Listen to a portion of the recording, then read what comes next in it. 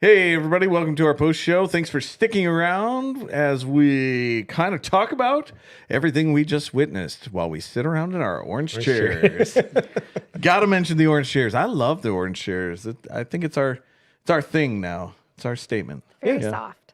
Good. All right. Well, welcome to the post show. I'm joined here with Layla and Andy, who you saw in the pre-show, and with Isaac, our new youth pastor. And before we jump into that, Isaac has a pressing thing that he needs to tell to everybody out there who's watching. So pressing. Parents, tonight at 5:45, we're going to have a parent Q&A. Super excited about it. It's going to be where we talk about a bunch of things that are upcoming that we maybe want to see from our youth group. What do we want to wrestle with in sermons? What do we want to have as a resource for you as you are parenting our kids in this world that is just crazy sometimes? So be there, 5:45 to 6:30, just basically an early pickup for your kids, and it's going to be really great. Have a great conversation and get to see what's coming up. Awesome. Sounds good. Yeah. Yeah, it's always good to make sure that we're connecting with those parents and that we're involving them in the ministry, because it isn't about the 2 hours that we have them every week. It's about all of the other hours, right? All of the other days, and how can we partner with parents as they raise their kids? Yeah. Want to be a resource for parents and make sure that we're supplementing the parenting and the youth ministry that you're already doing with your kids. Because you're going to be the primary influence in your kid's life, and we want to make sure that we're making sure that we know where that is and where we fit in that ministry that's already happening. Awesome. So that's happening tonight, 5:45 here, right here in at the Connections. auditorium. Please be there. All right. How's everybody doing? Pretty good. Great. Yeah. Had a good morning. Had a good service. Yep. Let's just jump right in with what impacted you this morning. Could have been anything. A conversation you had in the lobby, worship, something that was said in the sermon. What impacted you this morning? Maybe it was that cup of coffee that you got at our cafe. It just gave you a little bit of extra boost that you needed. Needed it this morning, for sure. My very first impact was the fog. It's like, yes, I'm such a grandma when I drive. And then there's fog, so... The fog was intense this morning. It was very intense, and I was like, am I going to make it? I don't know. It's like spooky movie season, spooky weather season. Yes, what is going to jump out at me? Especially as you pass the lakes, right? Yes. Creature from the Black Lagoon, who knows? Yeah. Yep. No, but I thought today's message was really good. Definitely, as usual, always feeling a little convicted by the sermon. I'll save some of my thoughts for maybe a later question, but I just thought today's message was very, very good. And I think that's okay to feel that way. Hopefully the conviction doesn't turn into guilt, right? And Sure. I think that actually was one of the points that he was trying to get to, right? This legalism can turn into this kind of guilt-driven way of approaching your relationship with God.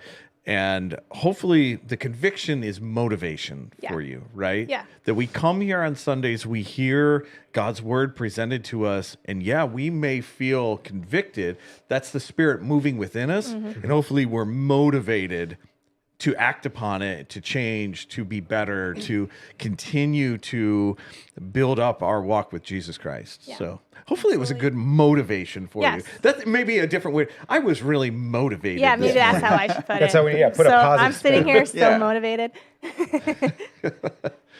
Whenever I hear the term Pharisees, it takes me back to VBS growing up, and we used to sing this song, and one of the verses was, because they're not fair, you see. So whenever I hear them... So can you sing us the song? No, I don't remember it. You sang last Sunday. But it's one of the... Yeah, I did sing last Sunday, and nobody needs to hear that again, unless we do the all-Christmas musical pre-show, which... If you want to see that, comment in the... Yeah, comment in our live stream, the chat please, right now. In our chat. I feel sick already. Layla needs to chat with people. No, please do It's it. coming. See, that's why we have to do it. But it was just one of those things where it's like, the Pharisees, the spiritual quote unquote leaders of the time and everything, like they didn't have it right. And it's one of those things to be very mindful of because you see it online every day. So real quick, it's actually really good. If you don't even start following it, you don't have to unfollow. So that's one of the things I also thought of. It's like, hey, sometimes it's only good to follow things after you give things a few, listens and things like that. So don't just jump in and follow immediately. Mm-hmm. Agreed. Yeah.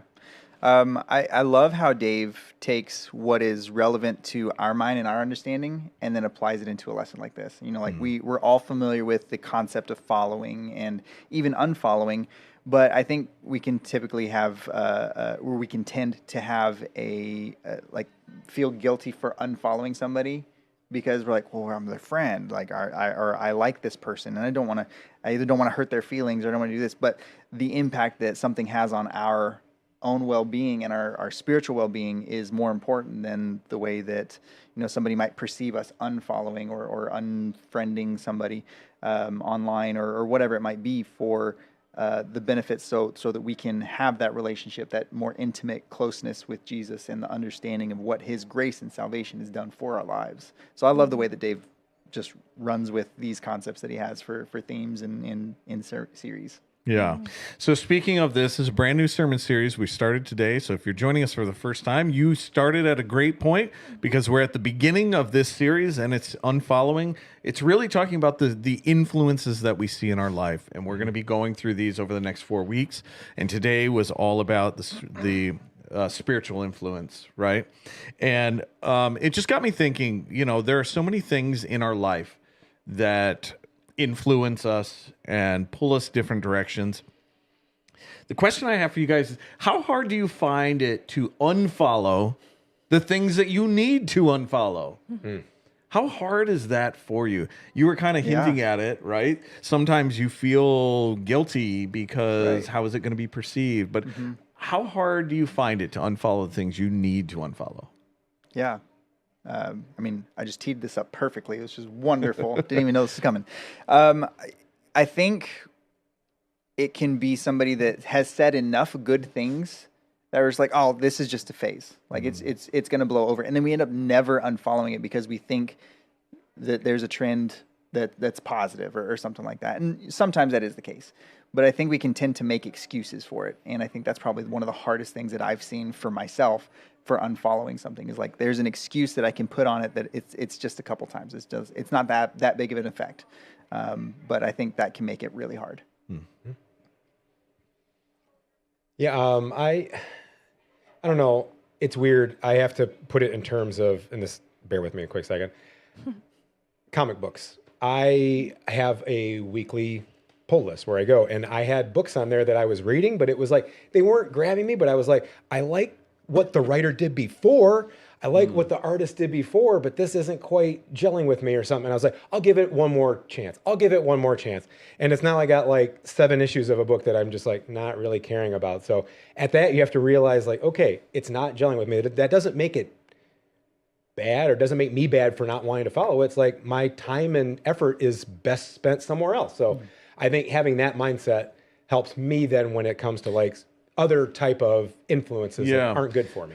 So let me see if I hear what you're saying correctly. Sometimes it's harder to even unfollow or unpair yourself with things that maybe they're not good, maybe they're not bad, but they definitely are sucking up your time, your resources, your money, whatever it is. They are influencing you in a way. Yes. And finding those sometimes can be a lot harder. The real bad things, right? Of course, yeah. Sometimes those are real easy to be like, yep, I need to unfollow that. Yes. Cut that out. Yep. It's those things right there in the middle that you're like, is this helping me become the person God wants me to be? Exactly. And if it's not, man, maybe it is much harder to unfollow those things. Very much so.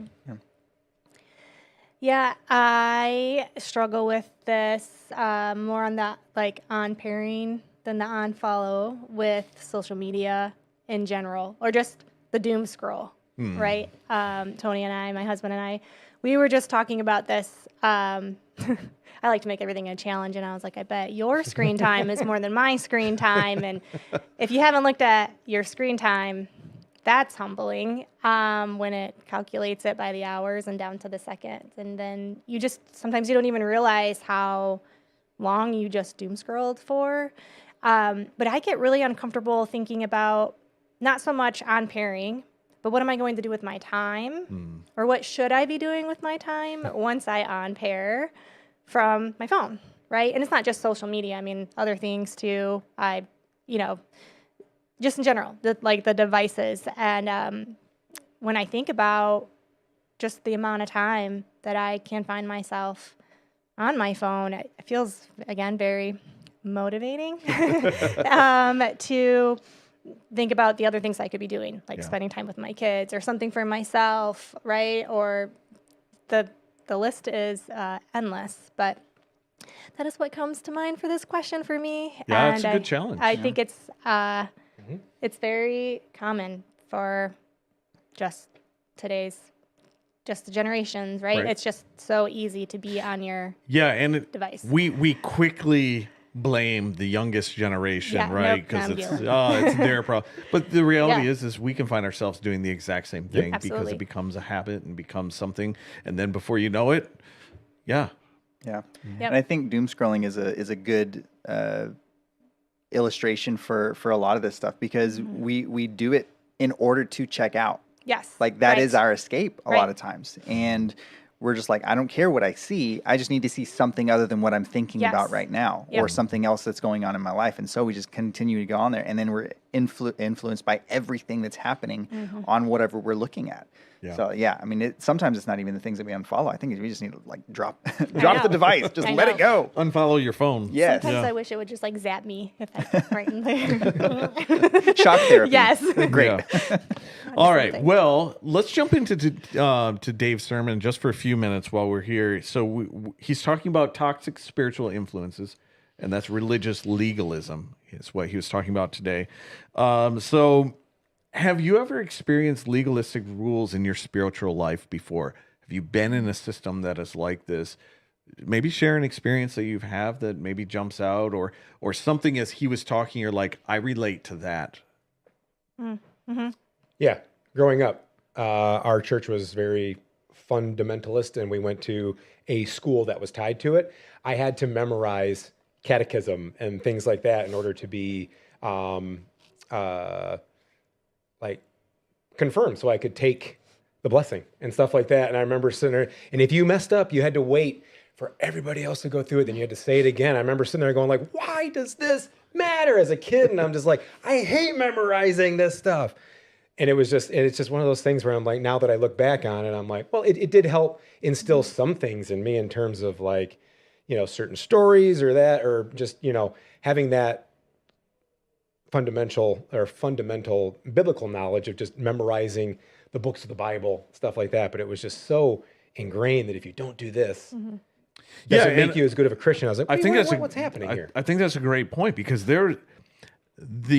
my guess is the purpose and the goal, right, is to lay the foundation. Of course. Build up children who have knowledge of the word. Like these are all good things. It's what we do down in our children's room, right? Like we are instructing our children and we're raising them up and we're teaching them.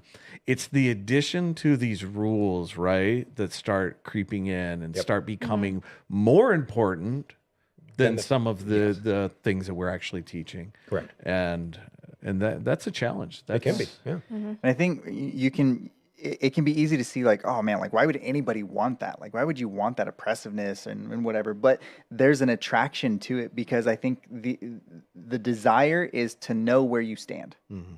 The desire is to say like, oh, if I do these things and I check all these boxes, then I'm good.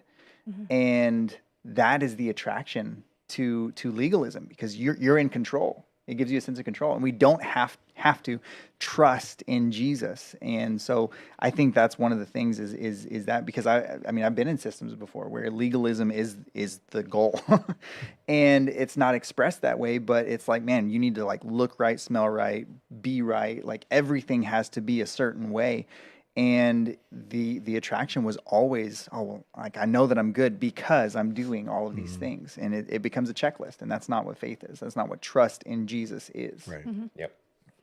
100% agree. I grew up in a household where I still am scarred by there were rules for rules for rules, and then like they were all written down and they were stored in this really big Bible under the coffee table. Like and when I think about it, I get anxious. And so I think we're like, very much spot on with being very careful about this structure and the checklist, especially for our young kids and young adults, because I think it's part of where my anxiousness comes from, because I, like feeling like I had to strive for a level of perfection at such a young age, and then it just carries on with you, and you don't even realize it as you're becoming a young adult to a not so young adult. So 100% agree that this can be a very fine line.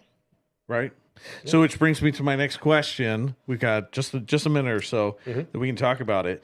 And I loved the way that Dave phrased this, so I stole his phrasing. But how do you keep from becoming a, quote, arrogant, judgmental hypocrite? Boy. I think the people that you hang out with. I like, Paul literally writes to the church, like you and I will give each other gut, like, you fool, like stuff like that. It's like just being honest with people and like keeping people around you that keep you in check does help. Like, it's really hard to be an arrogant, judgmental hypocrite when I have good friends who will call me out when I'm doing something I shouldn't do. And it's done in a way of love, not just putting each other down or things like that. So I think, that old adage, friends are who they keep you grounded. So that helps me. I liked one of his last points about staying humble. I really liked the part where he said, correcting your self-talk in real time. So I just think that's a wonderful tactic to keep in mind. And I'll be keeping it in mind. I don't think I'm arrogant by any means. I'm going to say motivated by that. Yeah. And I'd say, like Paul saying, for all have sinned and fallen short of the goal. Like, nobody's earned it. Right. Nobody's got this. Like, it's all on Jesus. And that's such a comfort, because I don't have to be that. And if I can keep that in mind, I think it's going to keep me from being an arrogant, judgmental hypocrite. That's right. Yeah. Yeah. And I love the steps that Dave had. There are 3 steps to break free, right? And that's stay free, stay spiritual, and stay humble. And you alluded to the humble one.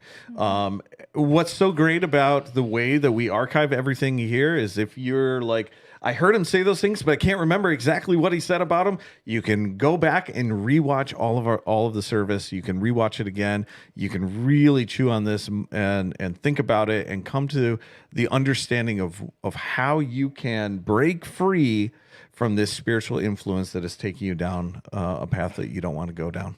Guys, thank you for joining me today. Thanks for the conversation. Hopefully the conversation is continuing with you, with all the people that you surround yourself with. And we'd love for you to connect with us. If you want, you can always connect with us by going to our website, my3c.org. You can scan or you can click on connect, and that will take you to our connect card. And that's the best way to contact us here. And we would love to hear from you guys. Guys, thanks for another amazing Sunday. And we'll see you guys next week. Remember, here at Connections, we love you. But more importantly, Jesus loves you. We'll see you next time.